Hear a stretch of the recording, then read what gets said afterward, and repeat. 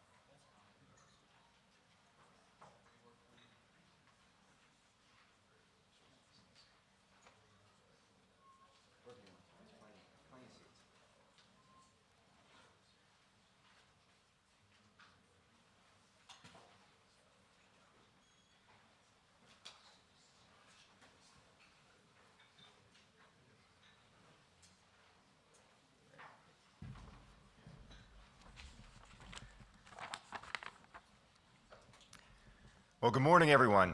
I'm Thomas Stormy with the Space Foundation, and I want to thank everyone for joining us here today at the National Press Club for our annual State of Space. As most of you are familiar, the Space Foundation is a nonprofit leader in educating, advocating, inspiring, and connecting the global community on space, and we're doing just that today, so it's a great event. As we get started, I do want to extend a special welcome to our distinguished guests, to our space community partners and friends, to members of the media that are here today, and also for those folks that are viewing online through our live webcast. And as a note, if you are online or if you've got a mobile app and you want to join the conversation, we have a hashtag, so please feel free to use it at State of Space 2020. Today we've got a great program. We'll start with remarks from our CEO, Tom Zellebor, and then we'll hear from distinguished congressional leaders as well as some emerging leaders in the industry on their view of the state of space and their perspectives of challenges and opportunities in the year to come. We do have a full program, so I'm going to go ahead and get started. Ladies and gentlemen, would you please join me in a warm welcome for our CEO, the CEO of the Space Foundation, Tom Zellebor.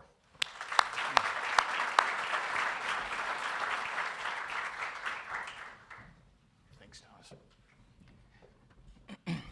Well, thanks very much, and I would like to also add my welcome to all of you for participating in today's event. This is, as Thomas said, this is our second State of Space program, and we had to actually shut off the registration because we had such a great response. So I think that that's a real testament to how important space is and how front and center it is in so many different aspects of our lives right now. As we do have a great program this year, I'm going to kick it off with a few remarks, and then we're privileged to have two congressional members that are co-chairs of the Space Power Caucus, and then we'll have a discussion of a panel with our new gen industry people, which is, I think, going to be a great addition to the program. So what I would like to do is just kind of give you a quick rundown about 2019 and space and how it played in our lives last year. And I say that there's really never been a better time to be in the space community. Even though we just celebrated the 50th anniversary of Apollo last summer, I would say the next 50 years will be even more exciting and transformational for all of us. The same excitement I felt as a 15-year-old sitting on my parents' living room floor watching Neil and Buzz hop around on the moon is back again. And for old guys like me, that's great. I'm really excited about that. But what we should really ask ourselves, what is going to be different this time? This is not going to be just a U.S. government endeavor. It will encompass all aspects of our space ecosystem. It will not be a group of scientists and engineers that all look like me. It'll be a diverse, multiracial, all-gender, multi-generational team, all dedicated to a common mission. It will not be the East versus West space race between two superpowers. It will be a worldwide endeavor that brings the best and the brightest and talent of all nations to make the next great human adventure in space even better than the last one. And finally, it will have a heavy component of public-private partnerships to leverage the best that we all have to offer. So what are some of the exciting events that took place in 2019? Well, number one on my list was creation of the Space Force. That's been a topic of discussion for a while, and quite frankly, I think is really going to engender a lot of engagement from the entire community on how that's going to work. Vice President Pence announced the goal of NASA returning to the moon and then go on to the Mars, but going to the moon by 2024. So Project Artemis was announced. Virgin Galactic had an IPO, started off at $1 billion at the IPO, now has a market cap of $2 billion. SpaceX's Crew Dragon vehicle made its first flight to the International Space Station. India and Israel both made attempts at landing vehicles on the moon. Both reached the moon, but they did fail to land. The list of things in 2019 that changed the world also included detecting the first recorded Marsquake, the start of Christina Cook's record-breaking mission, including the first of its kind all-woman spacewalk with her friend and fellow astronaut Jessica Meir, and other breakthroughs from SpaceX, United Launch Alliance, and others. There are many more accomplishments, but you get the point.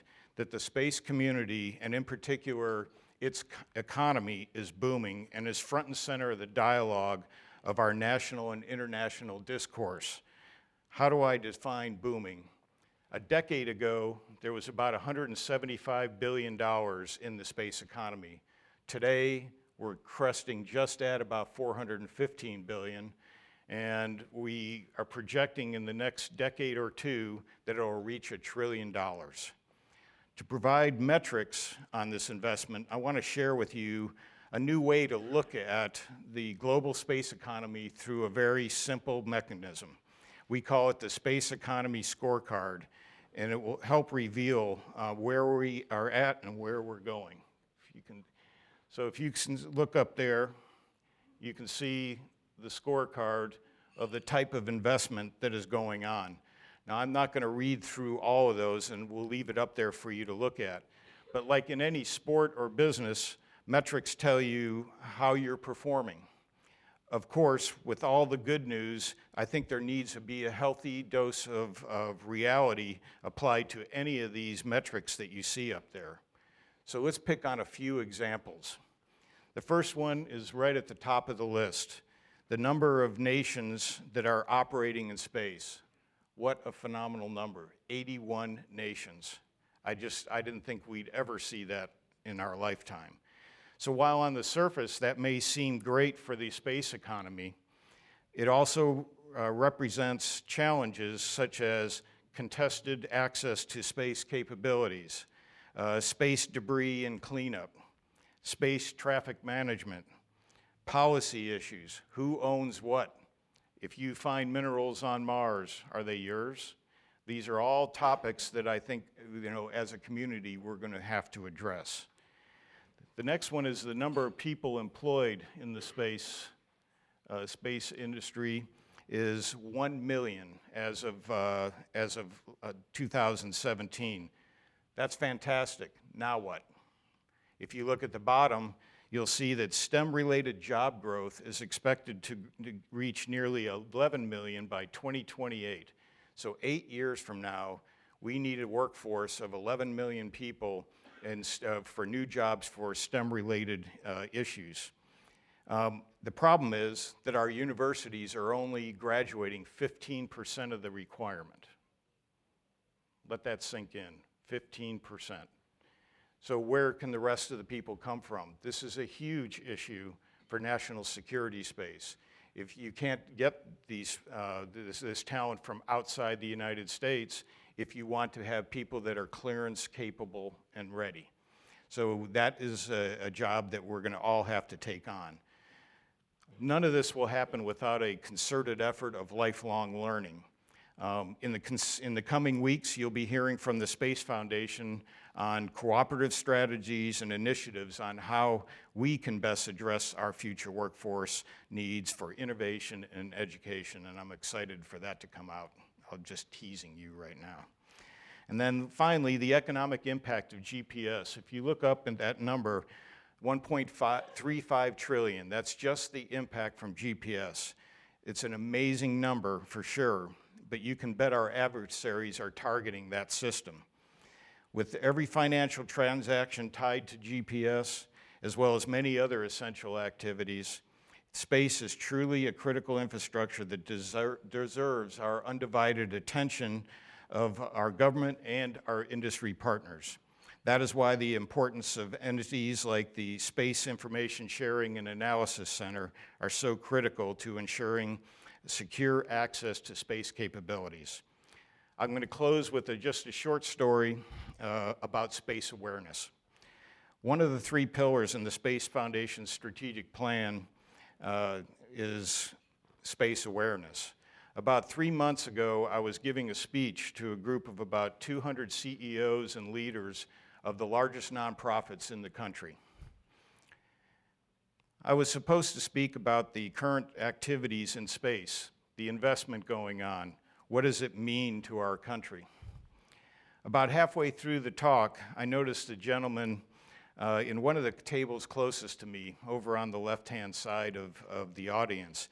And it was clear as he was staring me down that he really must have had something to say.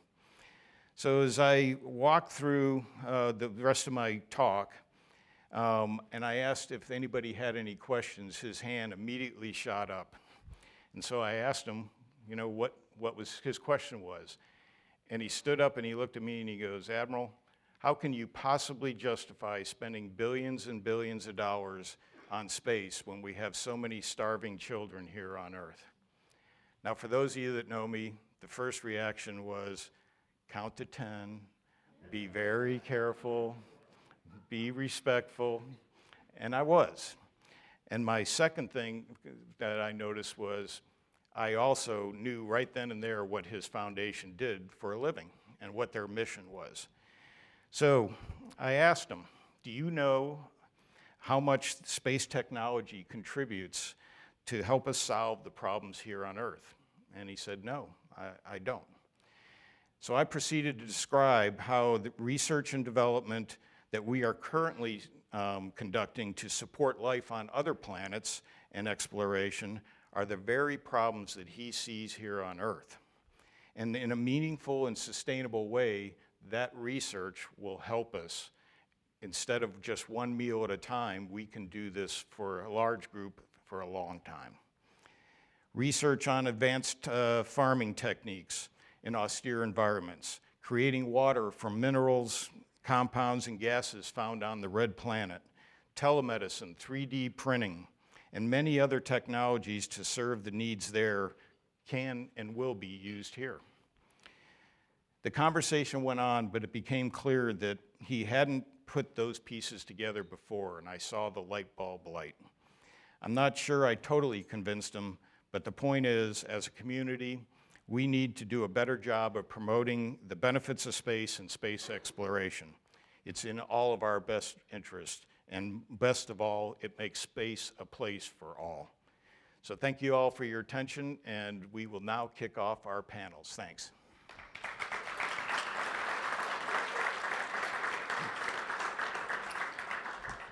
So if we can have our first panel, Congresswoman Horn and Congressman Lamborn and Chris Davenport. So it's my privilege to introduce our two distinguished members of Congress, Congresswoman Kendra Horn of Oklahoma and Congressman, and Congressman Doug Lamborn of Colorado. They are the co-chairs of the bipartisan Space Power Caucus, who have taken out their time to discuss this extremely important topic to us. Congressman Horn, who represents Oklahoma's 5th District, serves as the House Armed Services Committee and Science, Space, and Technology Committee.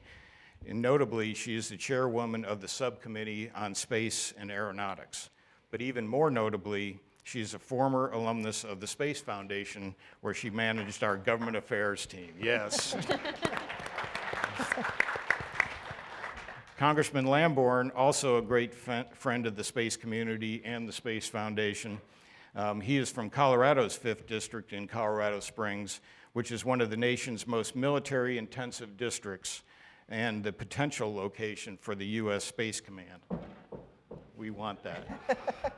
He serves on several committees, including the Strategic Forces and Emerging Threats and Capabilities subcommittees of the House Armed Services Committee.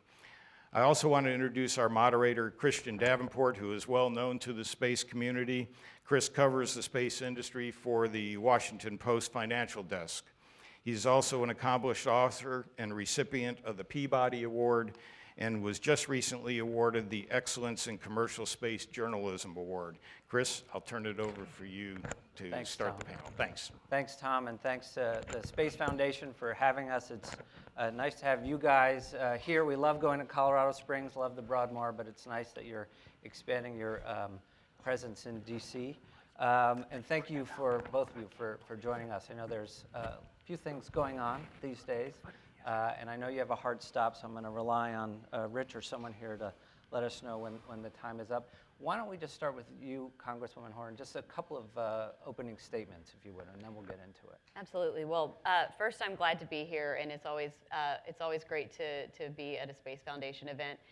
I was just sitting here thinking, as I looked at the date, I remember rolling out the very first space report around 2006.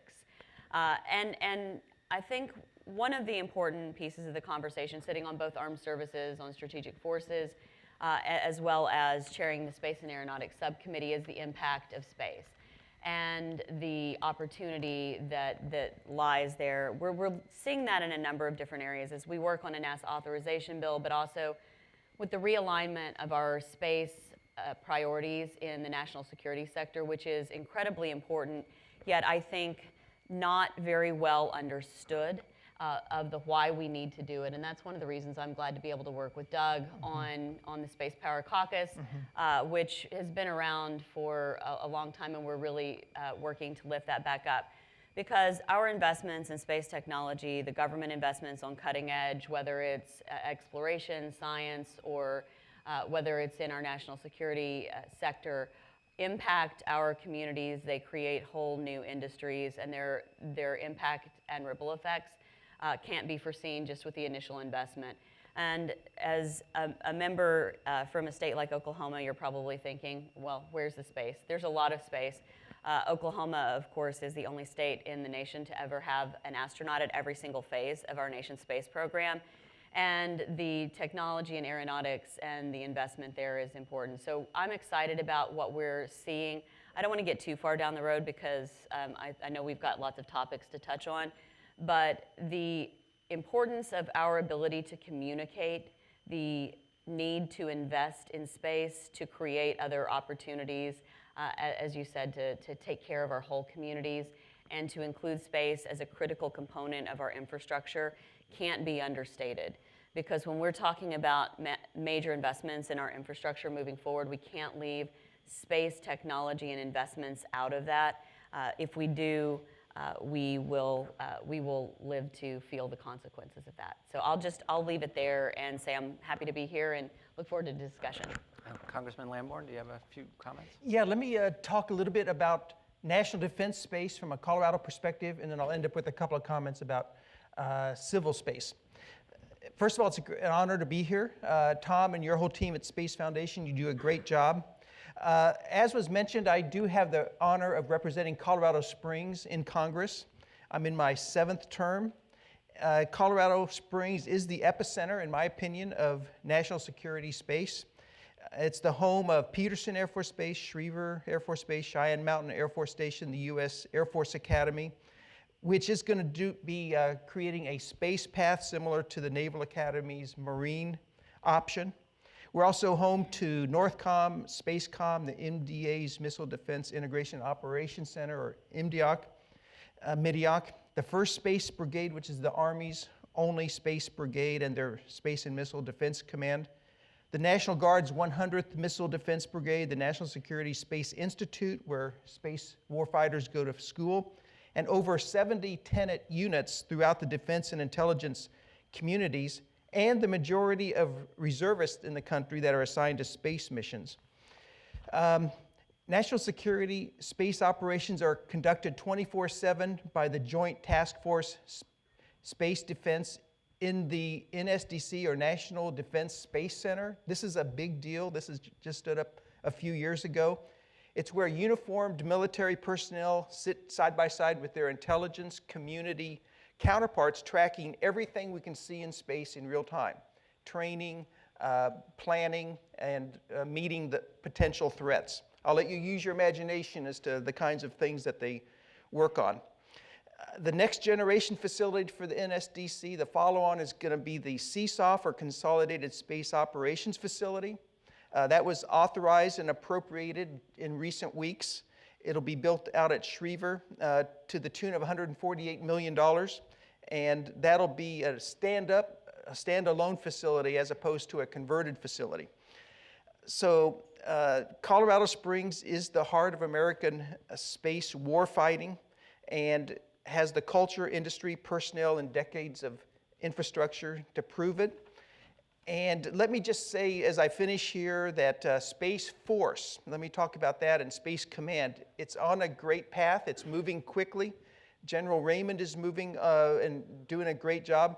but the Pentagon needs to make a permanent decision as to where Space Command will be. Right now, the current temporary Space Command is at Colorado Springs at Peterson. But if we ever were to move it, in my opinion, that'd be a big mistake. It would require, to do a move away from Colorado Springs would take billions of dollars to replicate what's already there. It would require the relocation of thousands of personnel, and it would take years to accomplish. And we don't have those years. We have a threat right now from our near peers that some would say we're falling behind on. But keeping abreast of and ahead of those threats would be threatened if we took years to replicate what's already there right now. Now, when it comes to civil space, I'll finish with this. I'm glad to see the NASA authorization bill that you're sponsoring. It's got some great things in it for human space exploration, including a sustainable presence on the lunar surface. One thing we need to think about, the Chinese have said that they want to have a permanent presence there by 2024. So we may want to reconsider a 2028 date. Maybe we need to match the 2024 Chinese goal so that they don't get a leg up on us when it comes to the security implications of them having a permanent presence on the moon. So with that, I'll turn things back to you, and thanks for having us here. It's a perfect segue. Thanks so much, Congressman. And it leads me to, I guess, the obvious first question is now we have the NASA budget request from the White House, $25 billion, 12% increase. They've laid out the year-by-year plan. I know you put a statement out last night, Congresswoman. What's your first blush initial reaction to it? How do you think it's going to be received? Well, I think there are a few things that we need to take into consideration. I wish that we were further down the road, and I think that's one of the things that we're working to do in this authorization bill. Space is not an area that has historically been overly partisan, but it has suffered from some whiplash back and forth as administrations have changed, as Congresses have changed, as priorities have changed, and we've seen stops and starts in the programs, and that has set us back from where we need to be. We're going on a decade without access to humans, to sending humans to space from the United States, and that's something that is a challenge we have to address. We have to continue to do that in the most expeditious way possible, but we also have to be realistic about budgets. So let's just talk about this. I'll talk about the 2024 versus 2028 date and then the budgets. One thing is we're still waiting for a detailed plan from NASA, and that's something that's required. You can't sort of do space by the seat of your pants. And I mean, you could, but I don't think it would come out the way that we intended it to. And I am glad to see an increase in the budget. However, the proposed budget zeroes out education. Going back to what you were saying, Tom, we can't expect to build the next generation of exploration and send humans and Americans back into deep space exploration, be the first to land on the surface of the red planet, without a new generation of engineers and rocket scientists and the people that are going into these STEM fields. And one of the wonderful things about NASA is that it inspires people. The idea of exploration is an inspiration to get young people on that track. So we can't do that, and we also have to make sure that NASA as a multi-mission agency has the resources it needs in the balanced portfolio. So I'm concerned to see some of the critical science missions being zeroed out or eliminated, and the budget for education zeroed out. We can't make those choices. Now, I think we can make a good case to increase the budget of NASA and increase appropriations to NASA with the detailed plan and pathway forward that doesn't require zeroing out education. It doesn't require eliminating some of these. But we do have to make some choices and keep things focused. So one of the things that we did, and I'm very proud of the bill that we introduced because it was a bipartisan bill. Is it perfect? No. Do we continue to work on it? Yes, but that's the way legislating works because we had both the chair and ranking members of the full and the subcommittees as original co-sponsors. So we're at this place where, as Tom mentioned, there's a lot of new challenges. In fact, later today, I'm going to chair a hearing on space situational awareness and then looking at what we need to do with space traffic management in the future, starting that conversation. We have a lot of complex challenges and opportunities that are facing us, and we have to begin to identify the landscape, what we need to do, how broad it is, and then figure out what's the best way to navigate this that increases and encourages development of new industries, but also sets some lanes, because we're not just talking about U.S. industry here. We're talking about international cooperation and competition and many different layers that are going to come into this as we have more constellations with a lot of different satellites, and we have more and more players. We've got to figure this out. So I think the challenge in getting there, and I'd like to see us get there sooner, and there's nothing to prohibit that, is the actual feasibility of doing that. Because according to some of the testimony that NASA has given before our committee, they said they were going to need $5 to $6 billion a year more to do that, and a 12% increase doesn't get us there. So we've got to figure it out. But one of the ways that we do it is a consistency, and that as an oversight, as a body with oversight responsibility, we have to do our jobs of making sure that NASA is doing its job, or the DoD is doing its job of checking in and making sure that things are happening. And we can create more opportunities for different contractors while maintaining the oversight and the direction and the responsibility moving forward. But just a quick follow to that. When you say you want a detailed plan, they've now set out the annual budget for every year through fiscal year 2013, topping out at, I think, $28.6 billion. They've said the overall cost is $35 billion for the Artemis program.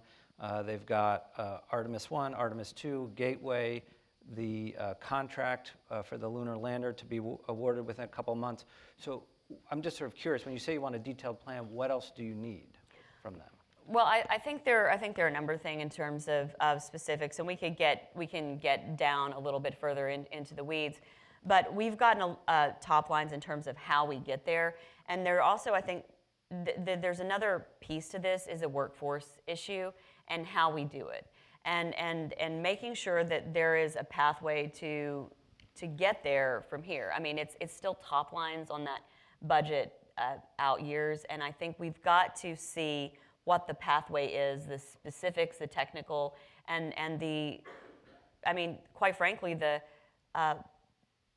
calculations that were made and the decisions and some of the things that NASA was doing. We had testimony from Tom Stafford and Tom Young that expressed what I think many of us see as very reasonable and serious concerns about the path that NASA chose, and we haven't seen an analysis about why they chose that path, which would move from one launch to get to lunar orbit to a 7 launch and having to build things on orbit, which makes it increasingly more complicated and increases the likelihood of some sort of failure and decreases success. So the why and the reasoning behind that is both a good use of taxpayer dollars as well as increases the likelihood of success and allows us to continue forward. And I think those are some of the outstanding questions, and we've seen several GAO reports and some others that have raised similar concerns that I believe need to be addressed as we continue to move forward.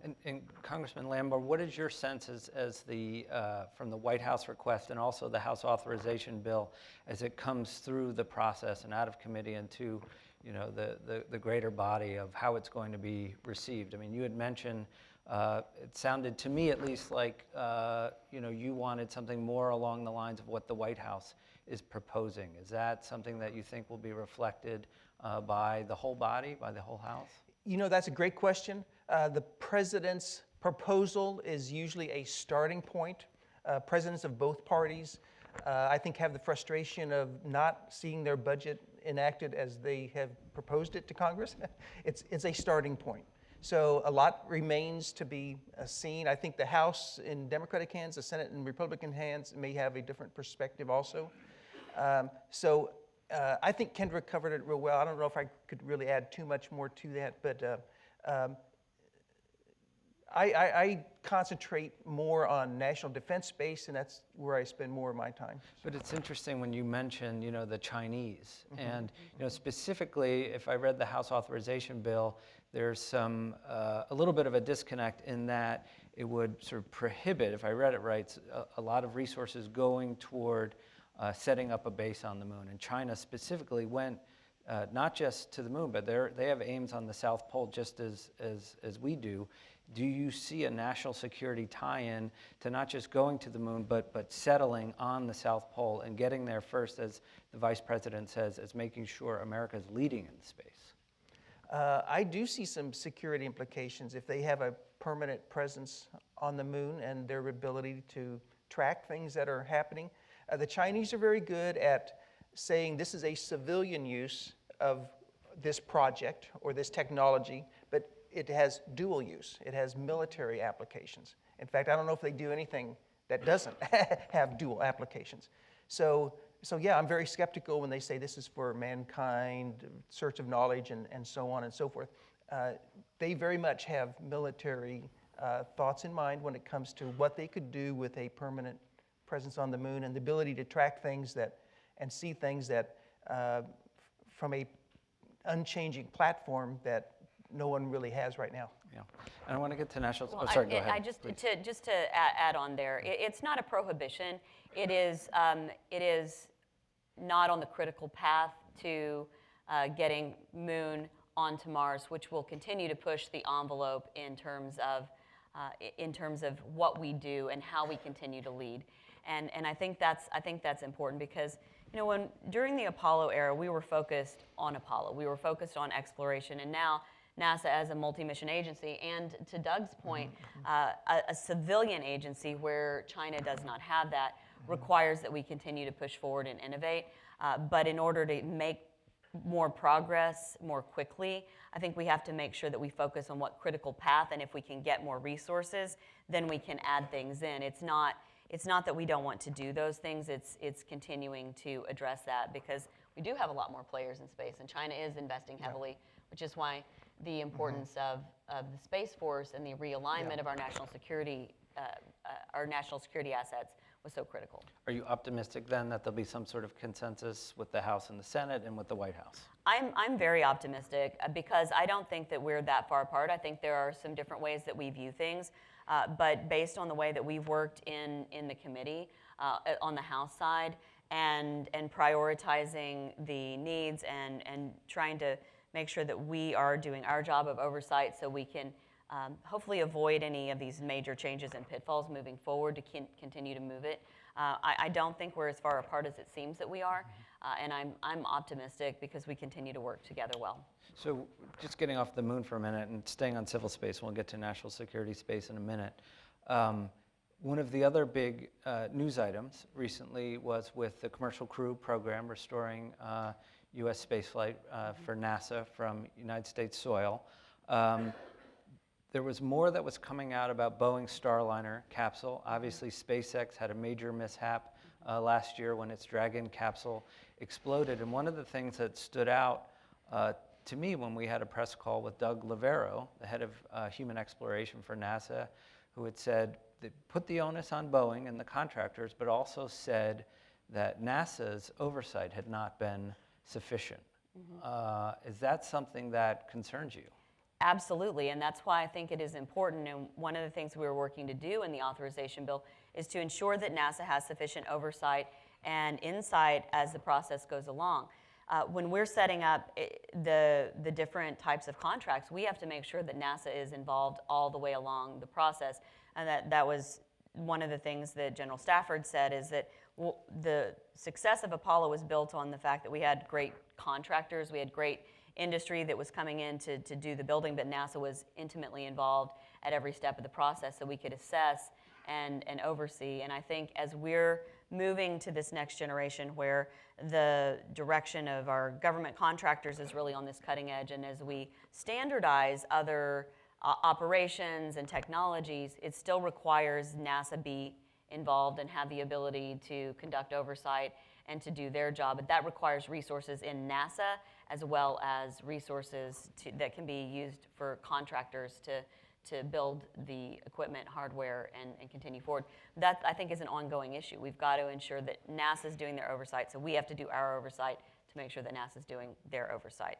It's a little bit circular, but I think when we're having more regular checks, we don't get as far down the road with examples on things like Commercial Crew. And we've seen it with different contractors, and it's not pointing fingers to say good, bad, but it's oversight catches things that in the absence can be missed, or in a push for schedule pressure without checks along the way. We've got to balance risk with moving the schedule, but we don't want to do it at the expense of oversight, or when we're talking about humans, potentially losing more. So, but does it astronauts. call into question the whole model that NASA has had with commercial resupply and commercial crew, and that NASA is like, you're the contractor, you do it with, you meet our requirements. Yes, we'll have insight, but for the most part, it's on to you. Do you think that should be rethought? I think that it depends on what we're talking about. I think commercial crew has proven to be successful, or commercial resupply has proven to be successful. I think the lack of oversight and ability to check in and continue to assess what's happening, and for NASA to direct any investigations to be at the center of that is something we do need to rethink. Because if we're talking about an investment of our taxpayer dollars, and I think there's been some misperception of what we did in the authorization bill. It's not to say that we don't want to increase commercial opportunities. It is that these commercial companies can act as government contractors. We have commercial companies that are doing things both independently, they have business outside, as well as government contracting. But when we're talking about the US government investing 90% of the dollars, we need to ensure that NASA has the oversight, responsibility, and capability there. And then as things become more routine, then it'll be easier to do. But when we're doing things that have never been done before, this investment in technology, this investment in development is critical.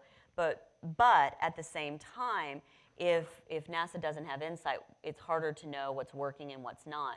So I think we have to be intentional and thoughtful about the way that we structure the contracts, and NASA absolutely needs to be able to understand and be involved along the way. So, Congressman Lamborn, one of the other news items this week, we had General Raymond coming out publicly talking about, I think the quote was, unusual and disturbing behavior about a Russian spacecraft lurking around a U.S. National security satellite. Now that we're moving ahead with the Space Force, I'm sort of curious, to a layperson, how does now, with this new model with the Space Force, how is the U.S. government's reaction to that different? What's changed now, or what is changing, and how does that sort of factor into what we have now? As everyone here knows, we're making the transition from when space was a sanctuary to space as a contested domain. In the past, we could put up a billion-dollar, exquisitely performing platform, and it would be there for its useful life, and nothing would touch it. That has changed. And the Chinese and Russians are doing things such as that, and they're doing ground-based things, they're doing things from orbit that would threaten our assets. So we can't any longer, I don't believe, ever, or at least in maybe only under unusual circumstances, put up something that expensive.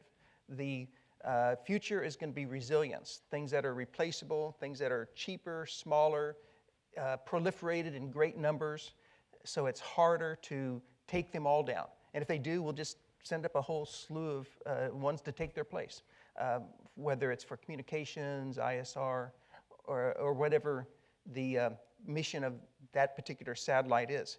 So networks, constellations, I think that's going to be the future. However, this thing you mentioned from the Russians, and I don't want to get into classified information here, but it's very troubling. I share General Hyten's concern. He's going to brief the Strategic Forces Subcommittee tomorrow on a number of issues. But we've known for some time that they are developing on-orbit threats as well as ground-based threats, and that's just one. So we have to, I think one thing that's interesting in the future is, are the Russians and Chinese going to be as dependent on space as we are now? I think the day will soon come when they are. And whether it's GPS, having their own GPS, for instance, their own everything, the more that they project power through depending on space to have that projection of power, the more that they will miss that if we take the offense under a time of crisis and have no other choice but to attack their systems. So I think maybe there's a mutual assured destruction In space, kind of like in the nuclear program that's obtained for decades now, where no one will go there because the consequences would be too severe. Right now, we're more dependent, though, than either of them are on space. But that's very troubling what the Russians are doing. So what do you make of the budget request for $15 billion or so for Space Force, essentially moving that from other areas? Is that enough? Does that merely just get us up and running, moving offices to perhaps Colorado Springs and elsewhere? I mean, does it really help you address the threat? I think, you know, we will use that as a starting point, but the House and Senate will definitely put their own stamp on that particular part of the DoD budget. One thing that is still a question mark to me is how quickly we're doing the transition from Air Force to space departments. That can be stretched out a little bit if the money isn't there today, that we can do some of that, move it to the right, and do some of the personnel changes and things like that in the next budget year. But so I view that as a little bit flexible. Some of those like personnel redesignations and reconfiguring missions and locations, that's all very important, but what's critical to me is that the mission itself not be compromised, that not be delayed, that not have any obstacles in the way. So as long as all of these places, California, Texas, Florida, Alabama, Colorado, and all over the country, as long as they're doing their missions and continuing them, you know, that's the bottom line. I want to see the transition be as quick as possible. I think Space Command needs to come first, and where that headquarters is, because everything kind of flows down from there. But all of the details, you know, uniforms and things like that, to me, those things, I'm not in any big hurry about that. The mission is first and foremost. Yeah. I think we just have a couple minutes left, and I know you guys both have hearings on the Hill, so maybe we could do a last question for both of you.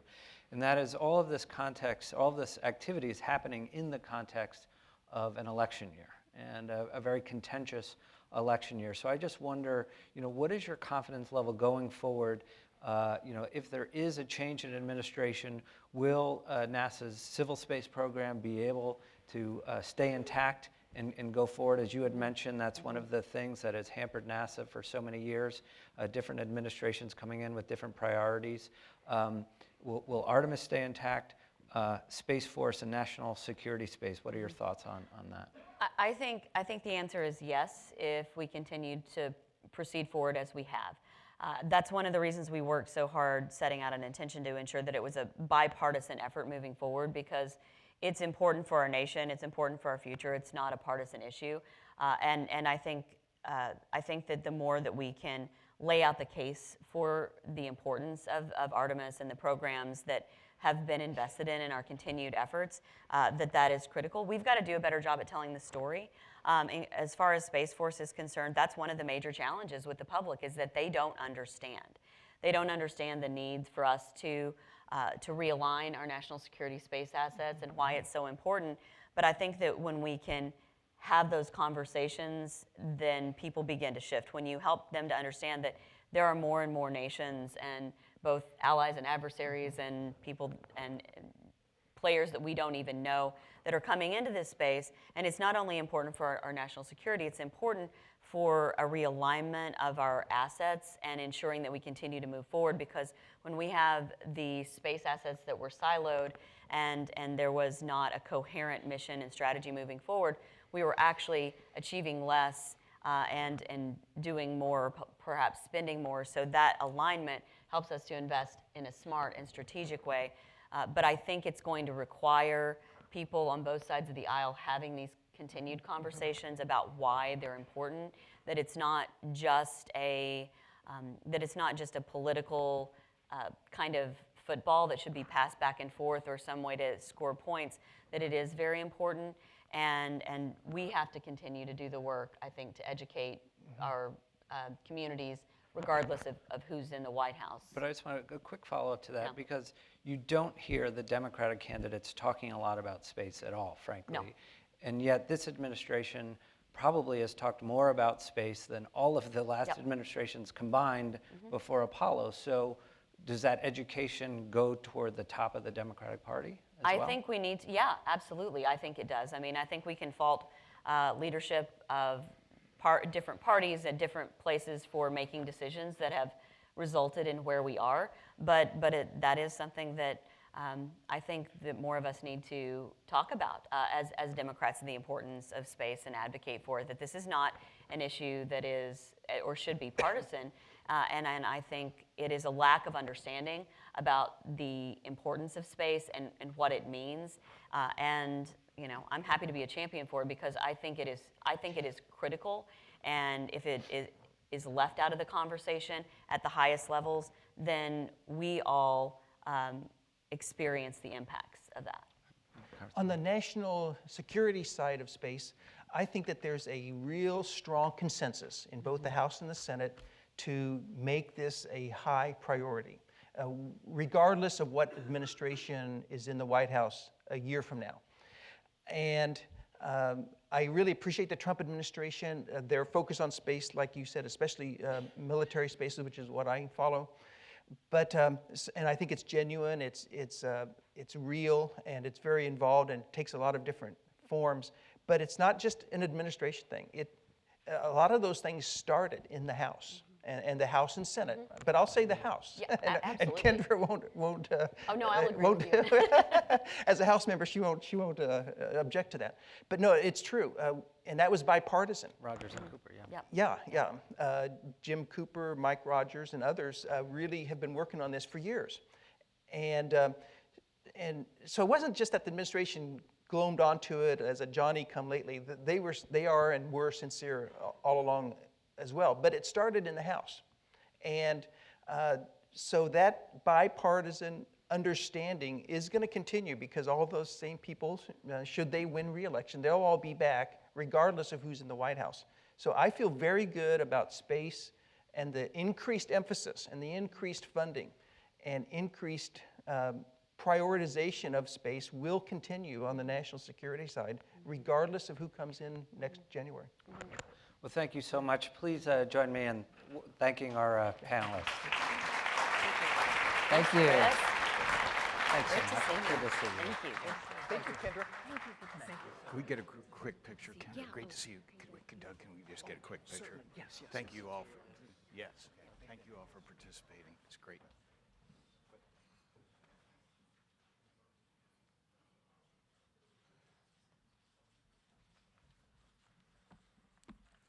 Thank you all very much. Thanks. Appreciate it. Another round of applause for our congressional panel.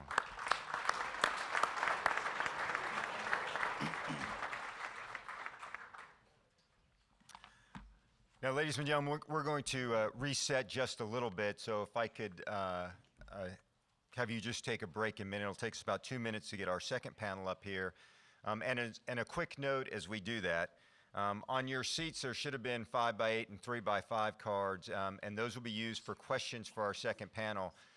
Please feel free to write questions down on those cards, pass them to one of the aisles, and then we'll collect those for the moderator to ask the panel questions.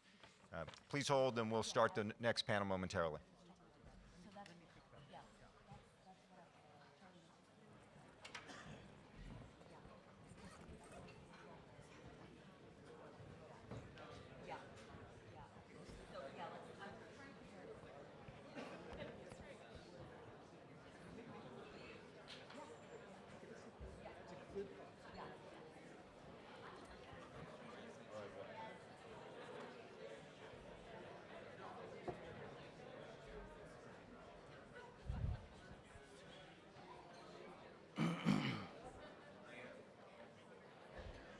Take a 5-minute break and don't much.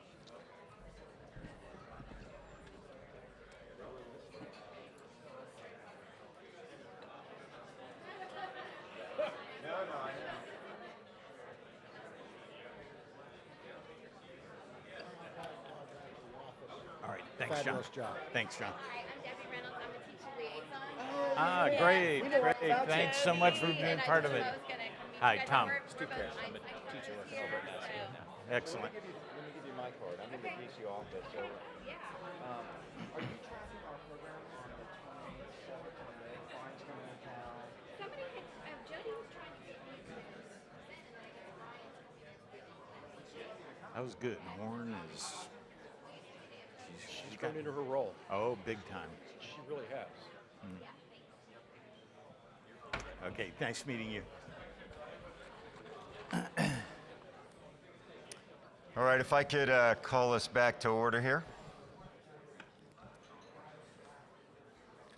Well, ladies and gentlemen, our second panel has taken seats, and we've got a great panel, and we're excited about having some of our new generation emerging leaders in the space industry come share their thoughts. We're excited about having them come share their thoughts and their insights for us. I'm not going to go through their full bios, they're in your programs, but just to introduce them, we've got Lauren Smith, who is the operations manager at New Moon Enterprise Operating Unit for Northrop Grumman. Charity Whedon, yeah. Good crowd participation. Charity Whedon, who is Vice President for Global Space Policy at Astroscale. Sarisha Bandla, the Director of Washington Ops for Virgin Orbit. And Andrew Channon, the CEO for Procure Space ETF. I would like to introduce the moderator for this panel, Brian Berger. Brian is the editor-in-chief of Space News, responsible for all Space News' editorial products, including spacenews.com and the biweekly magazine. He's been reporting at Space News for over 2 decades and is well recognized for his reporting across the space community. Brian, thank you for moderating the panel, and over to you. Thank you. So this morning, we're talking about outer space and its evolving role in both the national and economic security of the United States. So to conclude today's State of Space event, I have the privilege of talking with a new generation of space leaders about a new generation of space opportunities. As the editor of Space News, I've been following the business and politics of space since 1998. And we all know that space is vast, but the business opportunities are not exactly limitless. According to the Space Foundation, space was a $415 billion piece of the global economy in 2018 that employed over 1 million people worldwide. Other estimates put that at $360 billion, with the United States accounting for about half that total. But for a bit of perspective, consider that the world's largest retailer, Walmart, had more than $500 billion in revenue last year and directly employed more than 2 million people worldwide. Still, the global economy it appears poised for continued growth. Government spending is rising, and private equity investment is reaching new highs. So each of today's panelists brings a different perspective on the opportunities and some of the challenges in putting space to work for their shareholders, customers, possibly the good of humanity. So Lauren Smith is with Northrop Grumman's New Moon Enterprise Operating Unit. That is not, I learned, the group that is doing their work on Artemis. They're doing the kind of work that you can't really talk about. Charity is with Astroscale, which is in the orbital debris removal business.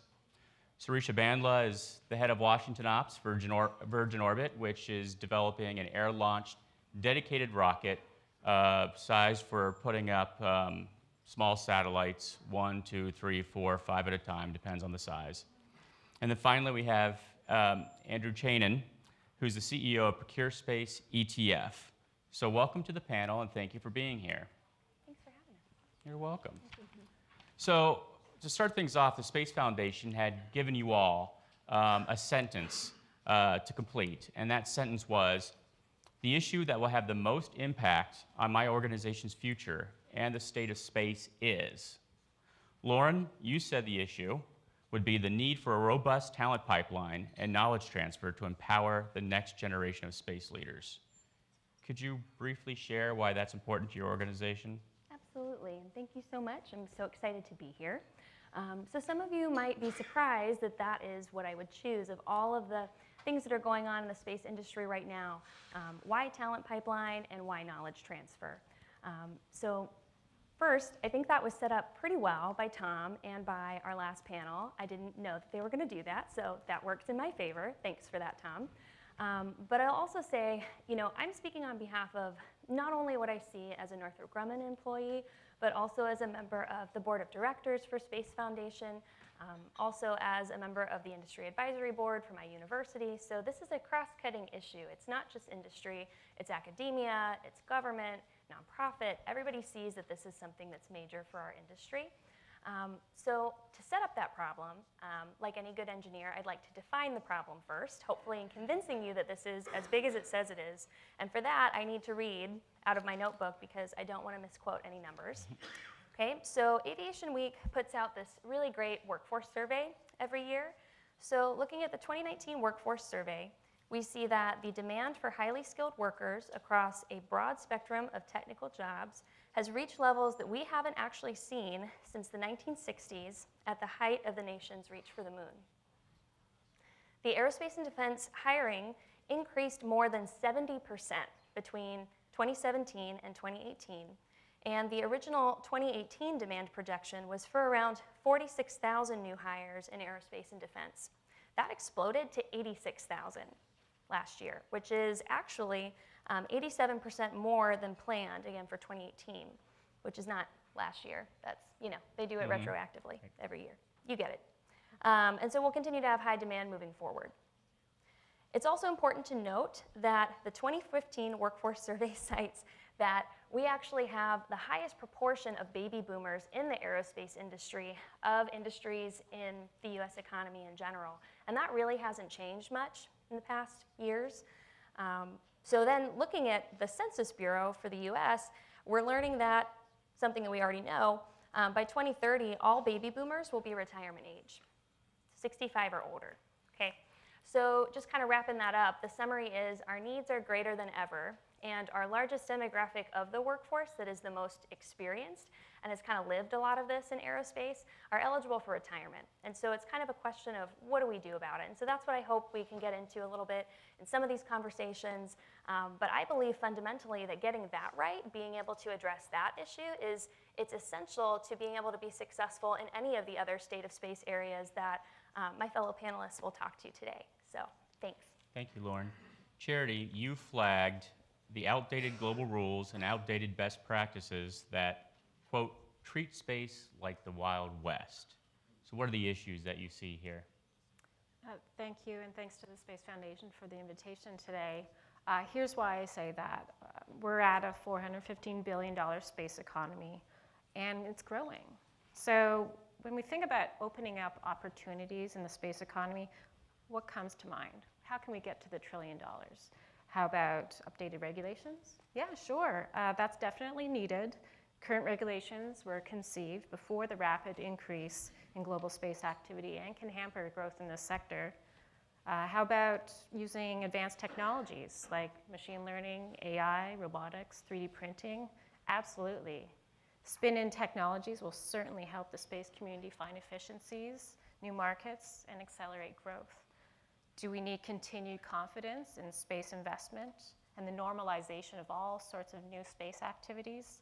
We sure do. Expanding into opportunities, new ones, will further fuel growth. And this is all great, but we know space is hard and there's risk in space. So that's why I say there are limiting factors that are holding us back to reaching the $1 trillion economy. Each of those are about a centimeter or larger, 500,000 or more pieces of space debris. And I love that the Aerospace Corporation puts it really uniquely.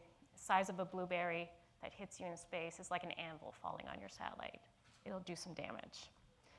How does this affect our outlook in the future for the space economy? Simply, space debris does not support the growth of this industry and our way of life. So we have to be real about the state of space. There are fragmentations every year. That's code for spontaneous disassembly, i.e. explosions. There was one in December, Russian satellite. There was another upper stage rocket motor in October. Can I get a show of hands? Who reads the Orbital Debris Quarterly newsletter from NASA? All right, it's a great publication. I encourage you to sign up for it. You get all these interesting news bits. Okay, there are conjunctions weekly, daily? Yeah, probably daily. The ones we hear about anyways, like last week's between 2 defunct satellites, have us holding our collective breaths. At one point, a 1 in 20 chance of another wreck. If and when a collision happens, we're left to wonder, how many new pieces of lethal, non-trackable debris do I need to worry about? How does this affect my operations, my bottom line, and my mission? And so my point is, what is done up there impacts us here. We rely heavily on space, as you all know. A sustainable space future cannot exist without a sustainable space environment. So it's time we do something about it. We can prevent this calamity and remediate it. It's paramount for the state of space to have on hand the mitigation, which is the prevention of conjunction and collisions, and the remediation, which is the cure for the side effects of such growth in space. And I'll stop there, and I look forward to our discussion today. Thanks, Thank you. Charity. Sarisha, your key issues are ensuring that policies promote healthy competition, commercial-friendly acquisition, and frequent and responsive access to space. Could you talk about what you mean by commercial-friendly acquisition? Yeah, absolutely. I'm glad you reminded me what I said because I feel like the state of space answer will change day by day. Right. So commercial-friendly acquisition, I mean, Congresswoman Horn talked about it a little bit, about being thoughtful in the way the government works with commercial providers, and I agree with that. I agree that we do need to be thoughtful. There are a lot of elements on how to work with the commercial space industry, and there's a lot of different levels. Virgin is a small company, and the payloads that we loft up into space are small compared to the typical satellites. So the acquisition there doesn't need to be as onerous as, say, a satellite that's going to be in space for multiple years. I mean, small satellites will be in space 5 or less. So if we're looking at being agile, being responsive, and utilizing commercial space companies in this new way, the commercial acquisition processes, or the government commercial acquisition processes, should also be streamlined. Contracts should not take months to be put in place. We should look at more FAR Part 12 contracts, and look at how much risk we're willing to take to get that new type of responsive and new access to space. So I think there's a lot of elements that go into commercial acquisition, considering the new players that are coming into the space. And to kind of go off of Charity's I will never look at blueberries the same way. Regulatory. This is what a plum does. Oh man. Just in general, like looking at the new players, I mean, we have rockets that now go up and come back down. We have rockets that are launched from 747s. We have orbital maneuvering vehicles. We have a whole slew of new technologies that are being developed, matured, and coming into commercial operations. And the regulatory environment, the way government does business also needs to change to adapt to that kind of innovation.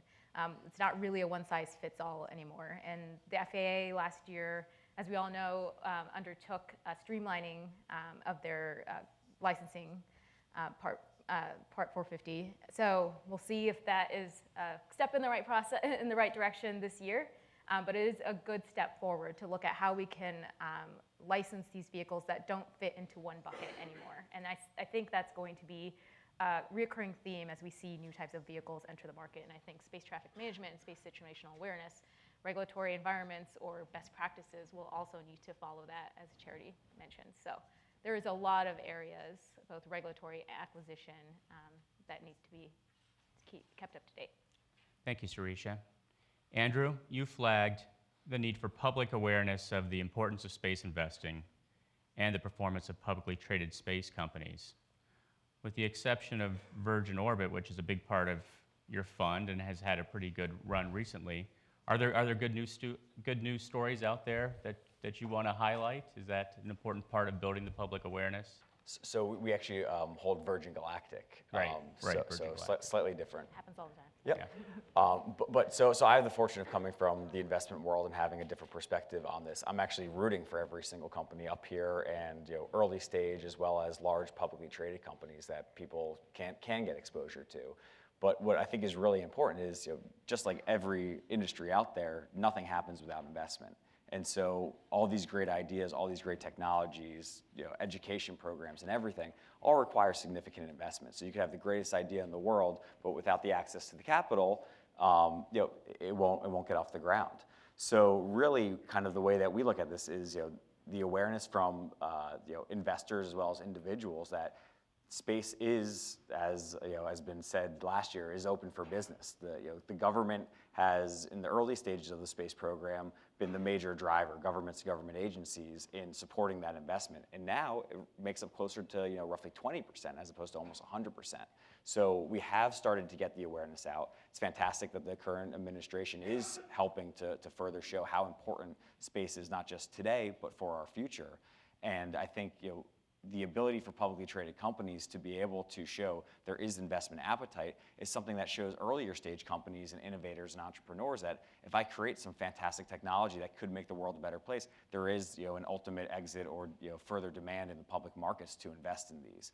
So you kind of need this entire fertile ecosystem out there for early stage, mid stage, and late stage companies to be able to have all of the resources that they need in order to make their companies or technologies and their employees successful. So I would love for there to be hundreds and thousands of publicly traded space companies, because us having a fund that allows people to actually get exposure to many companies as opposed to just trying to pick your favorites is a way to actually kind of show a benchmark. So if these publicly traded companies can perform well, hopefully that will draw more attraction to the space and make it one of these areas that people see as a must-own sector, industry, whatnot in their portfolio. So really, I'm looking at everything going on in the space world and trying to help educate other people out there and showing how space is interconnected with every single industry out there, and it is truly one of the most collaborative global industries out there. So I'm rooting for all the support from all players, whether it's on the policy side, the financial side, or the innovation and science side, because it will take all of those being fully resourced in order for everything to succeed. Andrew, I'll stick with you for a minute. You breathe a lot of that same lower Manhattan air as some of the investment bankers who have made bold projections about the size of the space economy by 2030, 2040. $1 trillion tends to be at the low end. There's a $3 trillion estimate out there. I wanted to get your take on how credible do you see those projections, and are there any big caveats involved, any big caveats you would point out that stand between where we are now and actually achieving those numbers? So fortunately, because I'm licensed, I'm not allowed to make my own projections, but I'm allowed to point towards other people's. Okay, fair enough. So I've even heard, space may be the first quadrillion-dollar industry. And, big numbers are exciting. It draws attention. I can't say who is right or who is wrong. But what everyone is looking is at, major global trends and what could propel the industry forward. And so right now, a huge part of those equations, the $1 trillion plus from Morgan Stanley by 2040, $2.7 trillion industry by Bank of America by 2045, one of the big areas that they believe is going to be growing that number comes from broadband internet and communications. So being able to connect people from all around the world is kind of that theme that they believe will kind of draw that growth. But really what I'm looking at is, let's look at some of these other trends that people are spending a fortune investing in. And it's things like 5G, cloud computing, connected devices, Internet of Things, even blockchain and cryptocurrency are actually now becoming reliant upon space-based systems. So the satellites that are up there today, if all of those other aforementioned industries are going to succeed, what we're saying is there is going to be a tremendous amount of data that's going to be generated. And at some point, it's going to need to go from point A to point B. And most people don't realize the importance that satellites actually play in that ecosystem. So I kind of look at where space is today as becoming kind of the digital data superhighway toll operators for modern technologies that we're becoming reliant upon. And so, right now we're kind of setting up that infrastructure, And being able to have all the resources, especially capital-wise, allowed for it, and then certainly on the policy side, saying, okay, we encourage this. Let's do it safely as well, and make sure that we're not going to create massive debris fields that could destroy everything else in the process. We're going to need ideas from everywhere. So who's right on those predictions, we'll see. But at the same time, what other technologies might we develop in the 3D printing world, or exploration, or travel, and things like that could bring in entire new revenues that we haven't really started calculating into those equations. Thank you. Charity, the $1 trillion space economy most likely entails a lot more satellites in space. Are we on the right pathway to ensuring that we have an orbital environment that's sustainable for the long run, that can handle a lot more activity? Is there anything that needs to be done to make sure that that is a viable environment going forward? Yeah, there's tons to be done, and there's been a lot of work so far put into developing new best practices for this new era. Like I said, the regulations were, in the US anyways, were made in an era of the early 2000s, when this was not a thing. So not only in the US are those major regulations being overhauled, but globally, the United Nations, the Committee on Peaceful Uses of Outer Space, adopted 21 long-term sustainability guidelines. So the world is talking about this. So the question is, how do you take documents, policy, and turn them into action? And that's where going from best practices of talking about maybe updating your satellite design so it can be removed after life, can now be put into action. And then there's this new economy and new market of on-orbit services that comes in. It's very rare in the space industry that a new market emerges. It's rare that any new market emerges. So this is an exciting time to jump on this $1 trillion. I see it as a goal for the space community to make sure services, in-orbit infrastructure, orbital environment management is part and parcel of that $1 trillion economy. Thank you. So you have Northrop Grumman this year getting ready to actually approach and service an Intelsat satellite to extend its life. And so this bodes well for keeping a large geostationary satellite from becoming space junk prematurely. It also increases the odds that you'll be able to put it into a graveyard orbit at the end of its life. Astroscale is coming at the business from a slightly different perspective. You're looking at actually going up, collecting orbital debris, and removing it from orbit. So my question for you is really kind of a question about who's going to pay for active debris removal absent some sort of mandate, and I guess I'll throw in the other part of that, and who, if anybody's in the position to impose and enforce such a mandate? So normally the way I answer that question is we all pay if we do nothing. So a little glib, I realize. So the users of the space environment, part and parcel of their operations from cradle to grave, should consider the orbital environment. So operators, maybe they need better astrodynamicists in-house to understand the space debris issue. Maybe they need to understand or put more propulsion on so they are able to avoid collisions. Maybe there's these small pieces of costs that are going on right now. The cost of scrutinized your license request because you might have thousands of satellites, and so that's going to be looked at very carefully. Time is money as well here, waiting for your license request to go through. So there are costs already put in place for satellite operators. There are best practices, there are license requirements, and so in the future, understanding that this is going to be a congested environment and planning for that, yes, there'll be a bit of a cost. Now we're aiming for two markets in a way. One is the large constellation market, whereas if they design their satellite for pickup and removal with a light docking plate, that can be done. It has to be done on an economic level that both parties are happy with. The other pieces of large upper stage rocket bodies, for example, or large defunct satellites, over 60 years, primarily that is government garbage, trash in space. And so we're talking to governments, US, Japan, Europe, European governments as well, to talk about what are those largest threats up there that could turn into small pieces of debris that we cannot capture. We're not going to capture the small blueberry sized. We have to capture the large intact satellites and upper stage rocket bodies before they become those non-trackable items. So Risha, your company is in the business of, one way to look at it is putting more objects up into space. What responsibility do launch providers have for kind of keeping the orbital commons clean, sustainable, viable? Yeah, absolutely. I mean, as Charity put it, it is a responsibility to everybody. If that access to space is lost, I mean, that affects the whole environment and all of the commercial players. But we have been looking at this. We've been looking at how we can play a role in the sustainability of outer space as a launch company. I mean, you know, what we put up there, it has to go through the payload review. We have to make sure that all of those payloads pass the review before we launch them. So we do have that kind of responsibility to make sure, in terms of the regulatory environment, all of the boxes are checked.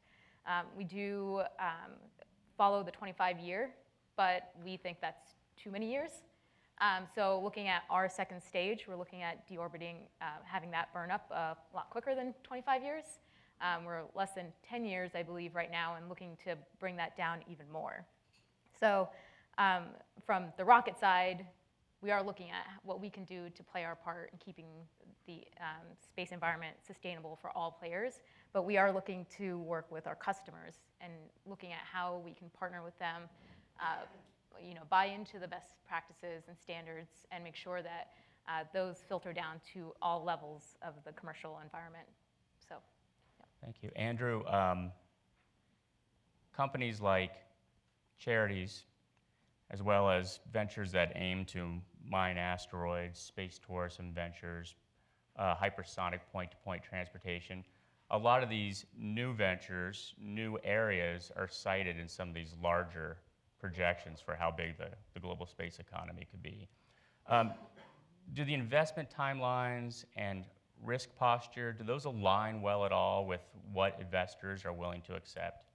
So that's actually kind of the beauty of the ETF structure and why we launched UFO, because it allows people to actually get exposure to currently 30 publicly traded companies from around the world with just the purchase of one share. So, you know, when I look at any industry, the first real success I had in launching an ETF was actually one that focused on cybersecurity. And people realized how important cybersecurity was. Yet they didn't really understand the technologies, what the companies did, how they were differentiated. So by being able to create a fund that allowed people to get exposure to multiple companies doing different things from all around the world, actually kind of gave them the way to reduce individual company risk. And I think, you know, taking that same thing to the space industry is something I think is very important. Just like you said, some people might make, you know, a laddered bond or a certain type of retirement account, and it moves as they grow because their risks change or industries change or things like that. Same could be said about space. You have very large companies, large diversified aerospace and defense companies that have space as, you know, a portion of their industry, and that seems to be a growing part of many of those businesses. And you also have some of these pure play companies that have been, you know, in the satellite industry for years. And then you have some of these newer companies like Virgin Galactic and some of these other large, you know, billionaire financed, you know, space initiatives that are still private. And so, you know, we can't invest in private companies as an ETF. However, you know, what you see in the current basket is you do have these various companies, early, mid, late stage, that are also pouring tons of money into R&D as well. So someone can actually buy, you know, a share of, you know, UFO, and then what you actually have is an index that's actually partially developed by a former director of the Space Foundation. So we're thrilled to have him on board. But really, they're constantly looking at the publicly traded, you know, universe of companies. So it's rebalancing underneath, so you can actually buy a share, and the portfolio might be changing every quarter, every you know, semi-annually, with new companies coming in or companies that spin out their space assets actually being removed because they're no longer as much of a space play. So yes, you know, I think people do tend to have a longer term horizon when looking at this industry. But that might make it even more difficult to be an individual stock selector. So that's one of the reasons that UFO was launched, so that we could actually provide investors with a way to get exposure to all different companies in different stages, and knowing that an index provider that's constantly monitoring the industry is adding and removing names, not because they say, oh, I think this company is going to be so much better, but it's more of a passive kind of look, saying these are the companies that represent the industry. They have a certain minimum market cap, and they have a certain percentage of their revenues coming from space. So it's kind of a different take on space investing. So there's a lot of money flowing into space right now, and a lot of it's coming from private equity investment. A lot of it's coming from government investment. We talked a little bit earlier today about the increase that the White House is seeking for the Artemis program. I have a question for you, Lauren, and that's, does your organization and does the industry in general have the talent it needs to kind of really capitalize on these opportunities? Sure. So the needs are evolving, and I think that's kind of expressed by everybody here on this panel, but so our needs for talent are always evolving. The skills that are needed from students coming out of colleges, we're trying to work as a partner with universities to make sure that they have a good understanding for what kind of skills and experiences are really needed when they enter the workforce to be able to join and be immediately contributing to what we need to do. So what I can say is, I think the best experiences to talk about are my personal experiences. And I've been a manager on the James Webb Space Telescope program, now in a national security space capacity in other areas. And when I'm looking for talent, when I look for people around us, and I'm trying to bring people in for a new hard problem, something like that, we definitely have great talent at our company. But it's kind of looking out more broadly, I think, at the industry as a whole and saying, how are we preparing that next generation of people? How are we getting them ready to kind of take the reins, and not really take the reins in so much of a sense, but to form a partnership, with the people who are really senior in our industry who've been doing this for a long time. Something I was thinking about this morning was, if you think about it, in the Apollo era, what was being done was kind of had never been done before. Everything was new, and so there wasn't as much of a hesitation to say, well, we have a subject matter expert over here in X, Y, or Z, and we've got this new person that doesn't really know what's going on yet. It was, hey, this is new to everyone, and so anyone who has a skill that they can contribute, anyone who has an idea to do something differently, that's valuable, and that's something that we need to be able to make this mission work. Today, we, I think, have a little bit of a different risk posture, right? Because you have subject matter experts who are, they've spent their careers studying a certain field, they specialize in an area, and so, it's a question of, do you allow a new kind of next-gen person to take that on if you have a hard problem or you have something mission critical? And that's unique to our industry, right? Some of the things that we do, they are life or death. Our systems have to work.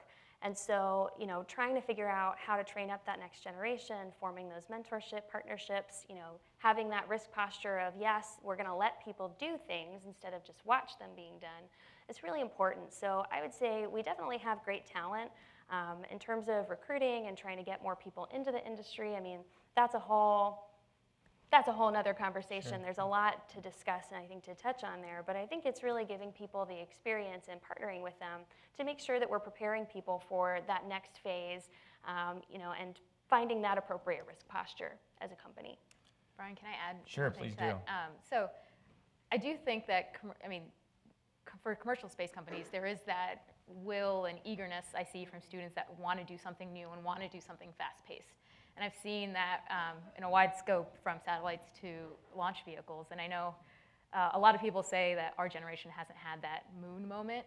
But I help with the Matthew Osakowitz Fellowship Program, which is a program that places technical students, students pursuing engineering in commercial space companies, to give them that kind of environment, access to that kind of environment rather than a NASA or government environment.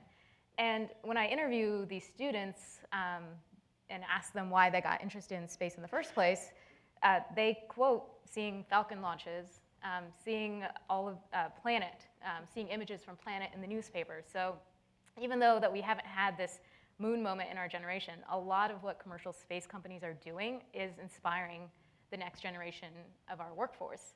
and they're very eager to get into the workforce and do things at a fast pace, which I think is novel. And just a little plug, the Matthew Osakowitz Fellowship Program, class of 2020, will be released today. So, you'll see 30 bright students pursuing that kind of work in the future. Right. And to add really quickly to that, I think something that's important to remember too is that, the inspiration that comes from what's going on at Virgin Orbit, the stuff that, we're doing with the Artemis program, everything that's going on in this industry, as a young professional who works in a national security space capacity, I am absolutely astounded by how meaningful the missions are. I love what I do, but I didn't know about it when I was in school, right? Because obviously I shouldn't know about it. You can't talk about it. So by making sure that students are exposed to things like this, making sure that we're supporting the civil space side, you're also fueling this national security space pipeline, because we need a way to get people in the door. Once they're here, it's easier to get people to move into a national security space capacity. And one cool thing that I'll say we at least do at Northrop is, when people come in for internships, we often start putting them in for a clearance immediately, so we can begin that process, because as a lot of you're shaking your heads, it takes a while for good reason.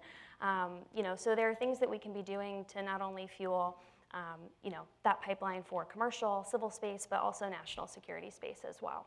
I'm glad you brought that up, because I do want to get some comment from the panel on the challenges people are having with getting security clearances. And since we're also talking about a new generation of workers, does the fact that we're talking about a digital native generation, is that presenting problems for getting your security clearances? Charity, maybe you could address it, because you've been on the military side of this as well. And thankfully, off social media when I was in college, so it's all good. Perhaps one thing I wanted to make a point is I'm seeing new recruits for the space cadre and the space economy and the space companies. They're purpose-driven. Not that we aren't, us older folks, but very purpose-driven. They are selective in what company they're looking at. I feel Astroscale and other companies that have this responsibility mission as well is very alluring to the new generation. And so I think that's a special way to think about who's interested in space and what is the purpose of your company, and does it do good at the end of the day. As far as security clearances go, we are in a dual use kind of capacity in this business. That's just the fact of the matter. If you're going to want to have a space career in the U.S., you need to be a permanent resident or a U.S. citizen, and for some jobs, certainly need to have a clearance. Tarisha, Virgin Orbit has kind of a subsidiary or a carve-out for interfacing with the DoD customer. But as the Director of Washington Operations, can you address what the company's encountering in terms of getting secured employees? Yeah, so I can't really address that. I'm actually not an employee of Vox. I'm an employee of Virgin Orbit. We actually have somebody in the DC office that is sitting for Vox. So it's a necessary, we would love to have done everything within the Virgin Orbit umbrella, but due to the requirements of the national security space, for good reason, we did have the subsidiary doing that work, and they hold the clearances. I think right now, they're pretty secure in the personnel that they're getting. Again, it's because of a lot of eagerness from the workforce, as Lauren put it, that has joined, I don't want to say more traditional companies, but has joined the roles of contractors, has joined roles within government, and is eager to go into commercial space and have the very necessary skill set to work with the government and the procurement practices there. It's very hard to do that from the outside. So we see that talent pipeline going, at least on the national security side. It's been really good because of that eagerness to go work on the commercial space side doing national security work. So I can't really talk about the clearance Sure, I understand side, that. Well, but what disciplines are in short supply? And I'd maybe like everybody to address that question. When you're out there trying to fill positions, when companies you interact with are trying to fill positions, what's most in short supply right now? I can start. I mean, I would say, at least for us, systems engineering is a huge discipline that's critically important to all of our different systems, mechanical engineering, electrical engineering, but I'll also touch on skilled labor, so making sure that we have folks who have the experience in manufacturing, being able to actually produce all of these exquisite systems. It is artistry. When you see people work on the James Webb Space Telescope and you see them and the precision that they have to have, I mean, that's something that takes training. That's something that really takes, a good education to be able to get to that point. But yeah, I mean, I would say across the board, there's skills that are needed in a lot of other industries, and that's what makes it kind of challenging, right? Because the space industry, as we've all talked about, it's grown. It's been using, agriculture and, a lot of other fields that, I mean, traditionally maybe weren't space entrants, but now have a presence and an interest in space, and the skills, so all those skills that I touched on, I mean, those are needed in tech. They're needed in the healthcare industry. They're needed in a lot of other industries, and that certainly contributes to our challenge with that pipeline. Yeah, I would agree. I think we always have engineering positions open, the technician positions as well. Being in Mojave, I think we sucked the Antelope Valley dry of all of that And it's already talent. really dry. So, we actually took matters into our own hands and started a program where we would take folks from other industries and teach them how to, basically transition all of their skill set to some of the spacecraft work that we're doing, and offer them a job at the end. So we've been working on that problem from a different angle, but across the board, we're always in need of talent. I think it's challenging to develop the right team, whether it's engineers, a blend of engineers, business developers, policy, et cetera, or it's seniority, getting the right mix there of having young engineers learn from more experienced engineers or more experienced employees, and it's diversity as well, because this business, it requires innovation, it requires an intuitiveness, it requires new ideas, and if you don't have a diverse team, both in age, experience, gender, you name it, you're not a competitive company. So I think getting the right blend is probably one of the more challenging things. How do you go about doing that then? Well, and I just want to add, and that builds the right culture too. Yeah. So there's no magic formula. I think it depends on the culture of the company, the mission at hand, and sometimes you need to hire because you need to hire. So I don't have a perfect answer for that, but if you have the time to think through the makeup of your company, your board, who you select for a board members, et cetera. I think you make it your own culture when you build a company up and think about the diversity across the community. So what's the view here on whether developments like the advent of Space Force or the advent of the Artemis program that sets an aggressive 2024 timeline for landing on the moon? It's followed up with a White House budget request that is seeking an additional $2 billion for the agency. I guess kind of starting from the investments point of view, is that drawing a lot of people's interest into investing? Does that translate into, not so much on the publicly traded side, but does that translate into private investment in some of the ventures represented up here? Does that help fill your pipeline with folks eager to work in space? But let's start with you for the big picture, Andrew, of how it's affecting the investment climate. Anytime budgets increase, it's fantastic for that industry, and that new players can come to the market with great ideas, and if they can be the ones that could win those contracts, you could have brand new companies that are trying to address this one piece, or you could have very large diversified businesses with great employees, great ideas, great resources, and already possibly developed R&D through some of their other platforms. I think one of the neat things is that with space, as new technologies get built, those are kind of the launch pads for future technologies to also build itself off on. So things like Artemis, things like Space Force, they'll drive investment. Will ultimately having a militarized space be positive? Time will tell if we do it properly. Hopefully, we won't have conflict. And maybe that would actually not be a huge spur for investment if there's peace and prosperity in space there. However, I think that will allow for even more and more investment because people say, okay, I don't need to worry about bad actors. My insurance costs aren't going to go through the roofs by being involved in the space industry. And so, anytime there's more spending, it's certainly going to be good for, for the industry broadly. But it's the success in actually achieving those goals and doing them within budget and upon those timelines that will show people that, okay, this is good investment. I had seen some stat that showed, every dollar that NASA invests actually leads to, 9 or 10 or so dollars actually of actual, capital generation. So, that's probably one of the better areas that the government has actually allocated to, and we've seen spending from this agency that's actually been very productive, and things that were early parts of some of these things we're using today. Like Uber wouldn't be here if we didn't have GPS. So many things that the government and these agencies are spending on actually allows for future innovation that's not just maybe for that initial purpose, but further used on the commercial side. So I think that's all very positive. So I'd love to see more spending, and selfishly, that would probably benefit me, but I'm agnostic to where that money goes to. Hopefully it goes to great ideas and great people.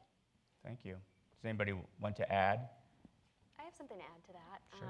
So I think when we talk about the spending in industry and we talk about, Space Force, government, things like that, I think it's important to back up, look at the big picture. And the Aviation Week Workforce Survey also cites that about 83% of people who are in kind of engineering or STEM fields in college, that they gain that interest in K through 12. Right? So, in order for us to be able to, yes, we're spending more as an industry, we're growing and thriving, but to be able to make sure that we even have the people to pull from at that point where we have new programs and new work that's really exciting. I think focusing on that K through 12 education is really important. When I was in school, which, it wasn't that long ago, but I still took hand drafting classes. The stuff that people do in college, is one thing, but we actually have high schools that are even doing CubeSats. It's crazy, the kind of stuff that people are working on these days. One point that I would like to make that I think is really important is we've come a long way, in K through 12 education. Look at, the Legos that are targeted toward, women in aerospace. Look at the Girl Scout badges. Look at, all the advancements for diversity, making sure that we have diverse representatives of engineering going out to people and saying, look at me, I'm an engineer, and I don't have a white button-down shirt and, Coke bottle glasses, right? We've grown, we've expanded. And so there's a lot that's being done that's right, I think, in that K through 12 education. One thing that I would love to see more of is a real focus on teacher education. I have friends who are teachers who went to school and maybe they took courses to teach mathematics, to teach science, but teaching engineering is really about problem solving. It's not necessarily just about, are you good at math and science? And I think it attracts a different segment of people when you describe it that way, because I have to say in my role right now, I loved math and science. I was a nerd when I was in school, but at the same time, I don't use, math and science in my everyday job all the time, right? And so telling people that it's only math and science, I think we need to expand that, and we need to make sure that the teachers have the appropriate education to be able to teach those courses from an experiential point of view. We have something at Northrop that's called the Northrop Grumman Foundation Teachers Academy. It's really cool. I basically had an elementary school and middle school teacher who followed me around for 2 weeks when I was on James Webb. And they asked, well, why do you have meetings like this? Why are there so many meetings? And why do you have people working on this project? And how do you prioritize their work? And just making sure that they had kind of that good understanding and knowledge of how do we approach life as problem solvers as engineers, in this field was really important. Space Foundation does an exemplary job at this. Most people familiarize themselves with the Space Foundation through Space Symposium. They do so much more than that. And being on their board, I've really started to learn and appreciate that, especially in the way of education. The teacher support and advocacy that they have, making sure that the teachers are really contributing toward, a real experiential kind of classroom experience for students is so important. So I guess to sum that up, yes, investing and funding in these fields, it makes the space interesting to play in for everyone, but making sure we focus on that K through 12 segment so that we even have that population to pull from is really important as well. Thanks, Lauren. So we've gotten to the point of the program where I'll be asking some of the questions that were submitted by the audience, and thanks everybody for sending in some really good questions. The first one, I'm going to dish off to Charity and to Andrew to give Sarisha and Lauren a chance to think about their answer, because this concerns interfacing with a potential customer. So, what's the one recommendation you would advise a re-elected or new administration to make to expand?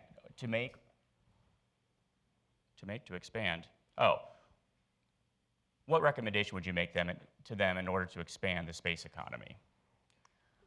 We're talking about the re-elected administration or a new administration. What's one recommendation you would make for expanding the space economy? Okay. Yeah. Well, if you keep your answer brief, you can rattle off as many as you like. I would recommend staying the course. I know Congresswoman Horn mentioned that you kind of get whiplash every 4 years, and large, long-scale projects don't do well under that environment.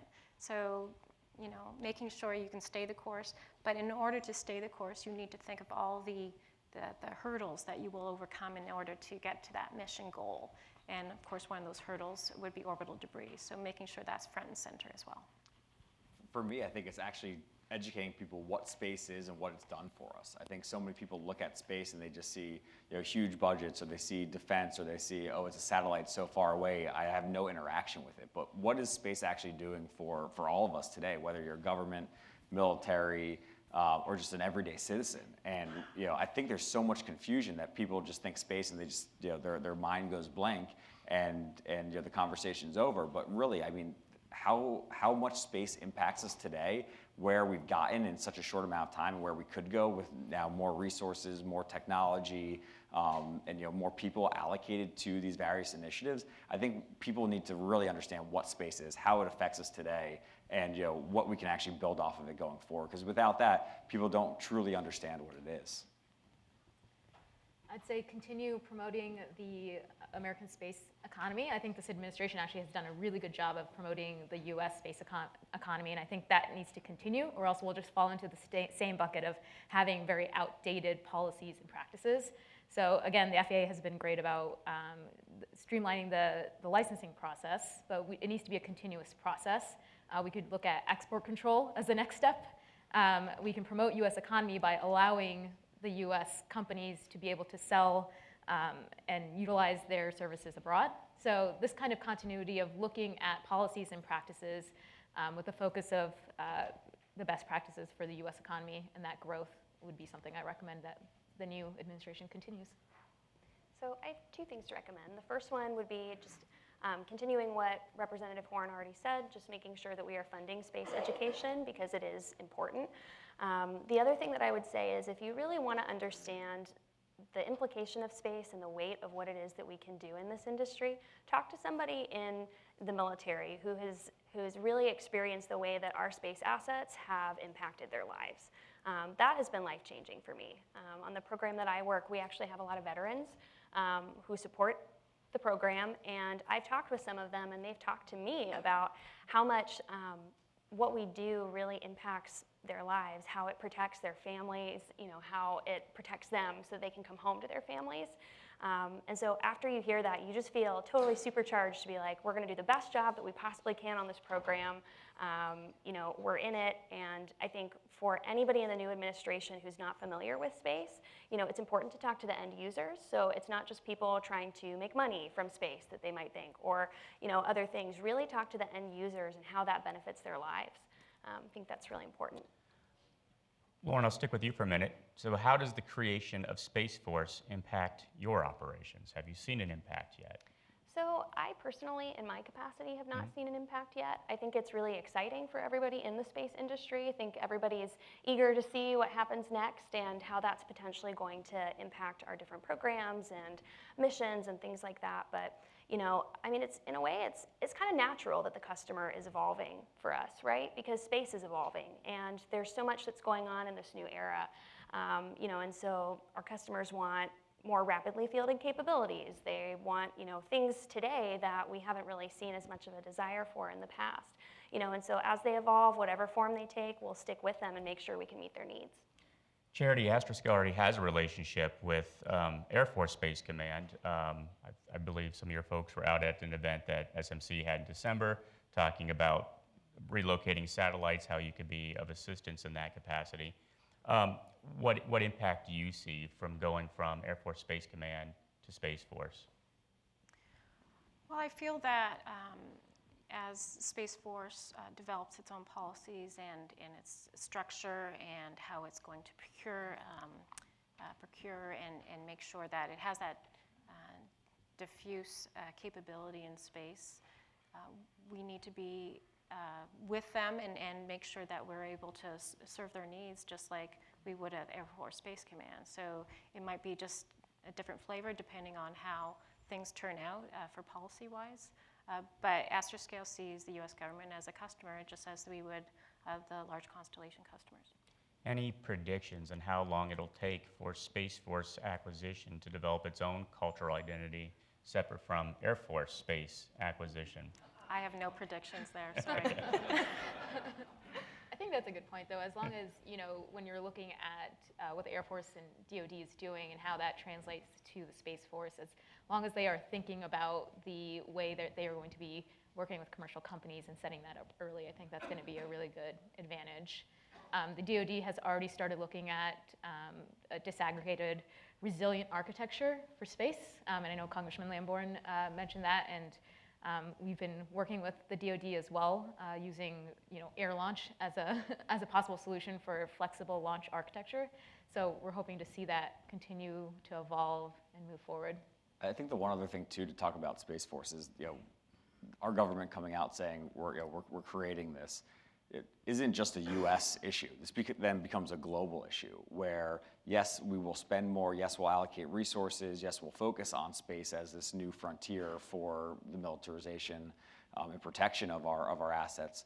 But what does every other country do? So, I love game theory, and it's my favorite game to play, and I'm constantly playing it in my head. And essentially, if the U.S. is going to do something, you better believe China, Russia, India, Europe, and so on are going to be forced to spend there too. So, it's going to drive even more demand from not just the U.S. but globally in order for these other companies to be competitive or countries to be competitive in this arena. So I think that's will spur even other foreign companies to invest and create solutions specifically for governments. In this current geopolitical climate, there's a lot of distrust between other countries as well. So purchasing technology from another country might not be as desirable. So although it's been a very collaborative industry, I'd say to date, the global space industry, that could change going forward, but it's certainly going to force other countries to increase their budgets towards it as well. I think we can't discount partners and allies in this calculus as well. The Combined Space Operations Center is multinational. I saw that Germany just joined the Combined Space Operations concept. So by bringing in partners and allies, you can leverage their strengths and also their budgetary inputs and their capability inputs. And so this is the new normal in providing services to multiple countries at one time. I was personally impacted by the Space Force when the announcement came out. I got multiple family and friends asking for a hat. I'm on the hook for that. Yes. Yes, I guess this is a good time to plug the Space News merchandise. We do have an unofficial Space Force hat. So, Andrew, what you're all saying is kind of a good setup for this question from the audience. And I'll just read it. Congressman Lamborn's remark about space changing from a sanctuary to a contested domain depresses me. How can we maintain future space research/exploration and ensure that it does not further descend into international one-upsmanship or narrow personal gain for individual businesses? That's a tough question. I mean, it's hard. I mean, to recommend something that's actionable, that's credible, to say you could do this thing and it would change everything. But what I can reference, and it's a little bit more of kind of a long game solution. I think a lot of this is about relationships and understanding. And one thing that I can reference is the Space Generation Advisory Council. It's a young professionals organization. It's actually how I met Charity and Sarisha. and it's an international organization that kind of brings together young professionals from all over the world. And, being able to meet people from all kinds of different countries and talking to them, understanding more about them, getting to know them on a personal level, I think one of the best things that we can do is to develop some of those relationships early so that you share understanding, that you have a person that you trust, being able to make some of those relationships when you're early in your career. It's kind of cool to see how, even in the time that we've been in the space industry, how your paths cross again. It's a small industry. So while that's more of the long game, I do think, investing your time, getting to know people throughout the industry, internationally, I do all of my reporting for, national security stuff that I need to, which takes a lot of time. It's worth it, to be able to make those relationships with people and understand their perspectives. I'll add that space has always been contested in some way or shape or form. What's different today is there's different actors and different consequences. With the commercial community owning and operating more than half the plurality of the active satellites in space, it's a different dynamic. It's congested now. So you have to think of it in its whole aspect of, yes, it's contested, but congestion is also an incredibly important part of this piece. And we've actually seen an uptick of the countries that want to work with us. And that led to the UK the Royal Air Force and our partnership to look at how we can respond to adverse events as allies. So there has been opportunities for us to work with other allied nations on a solution. And even on the civil side, with the announcement of Artemis, we've seen an uptick of countries that want to be a part of it and have reached out to us and asked us, especially utilizing small satellites, which is not that big of an investment for a country, and how they can be a part of a solution both for either for national security on the MOD side or for their civil government exploration and research, how they can send small sats to the moon to get that kind of domestic capability. And I saw, on the scorecard, you've got 81 countries that are operating in space, and I can see that number going up with the amount of interest we're seeing and with the capabilities that are available for countries not to have their own domestic launch capability but can be a part of space. Thank you. So a lot of you in this room have probably took note of comments made by SpaceX President and COO Gwen Shotwell in the past week about, she kind of floated the possibility of spinning off Starlink as a publicly traded company. So there's a question directed to Andrew from the audience. What are your thoughts on SpaceX spinning off Starlink?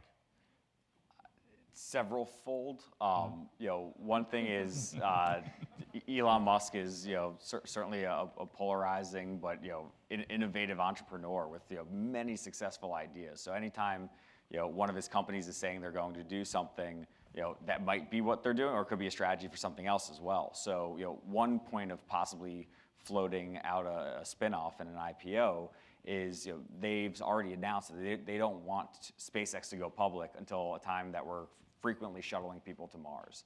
Well, that's going to be really expensive, and that's going to take a lot more money and R&D and hiring and technology and everything. So by spinning off something like Starlink that might not be as important to that initiative of taking people to Mars, could be a way to raise capital without having to actually go public for SpaceX. So that could be one thing. Another is Elon Musk has had issues with being a public company through Tesla with public positive and negative, and not going public seems like something that maybe he'd want to push it back further, if possible, if not even do it at all. But also kind of going out there and floating, hey, we might spin this off. All of a sudden, whenever someone says, hey, something might be up for sale or something might IPO, all of a sudden you get a bunch of investor interest, and that could be a way to actually boost broader SpaceX stock. Private stock for a later round. So showing, hey, there is a tremendous amount of interest from say private equity or another pension funds or whatever, could certainly increase the broader value for his overall company. So will they do it? I think it will come down to how badly they need capital. There's so many synergies that they have actually having it all included with SpaceX that it might not make, if it isn't allowed to keep those same relationships, it might not make Starlink as effective as a standalone company. But at the same time, there's so many things that could be positive from a spinoff. I think it's ultimately how much money do they need, when do they need it? Can they self-fund it? maybe, but yeah, I wouldn't say that it's definitely going to be spun out. It could be, you know, publicity ploy as well, and sometimes those help you raise money for your other ventures. So I'm told we have time for one more question, and since we got 2 questions on the same topic, I'm still not going to ask it, but I'll let you guys know what it is. So people at home would like somebody to explain the state of space as it pertains to quantum mechanics. Okay, we'll move on. So Andrew's about to take that one. What do you mean? here's one that kind of ties into the broader theme that we started with here at the beginning of the morning. It's easy to get the public excited about flashy space programs like moon landings and space tourism. How does the space industry get the public, lawmakers, and investors excited about critical but less shiny missions like weather, climate forecasting, GPS, and debris cleanup? Rochambeau to see who goes first, or? Well, I mean, I think, so I'm going to take a little bit of a different take. I'm seeing that kind of interest already. And I'm just going to give one example. So we're a California-based company, and people come up to me and say that our state's always on fire. And we're seeing this more and more. And I mean, the devastation of the Australian fires, I mean, it's all on the news, and that is actually driving interest into seeing how we can utilize, you know, in my case, small satellites to address this problem. So, you know, I think it's already going there, but we need to reiterate that connection about what space capabilities are doing to help problems on Earth as well. So, you know, those answers might not be the shiniest, Right. but people care about them, and they're caring about them more and more. So I'm seeing that trend move in that direction, but it's up to the space industry to reiterate and communicate how our capabilities are going to be solving these other problems as well. You know, we've seen plenty of big, shiny programs kind of come and go without ever putting anything into space.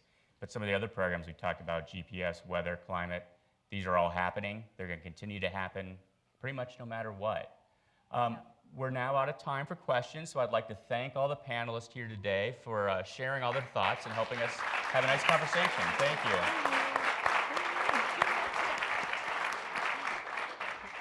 Thank you. Get a picture with everybody. Come on up here, Brian. No problem. Get in a little closer here. Off center, I think. Go this way?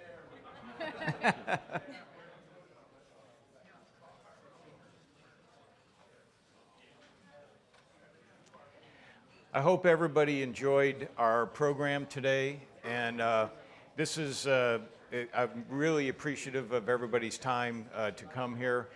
If you could, please give feedback to our staff here in DC about what you would like to see. We plan on continuing this as much as we can, and I hope you found it beneficial. So thank you all very much. Thank you very much. Appreciate it.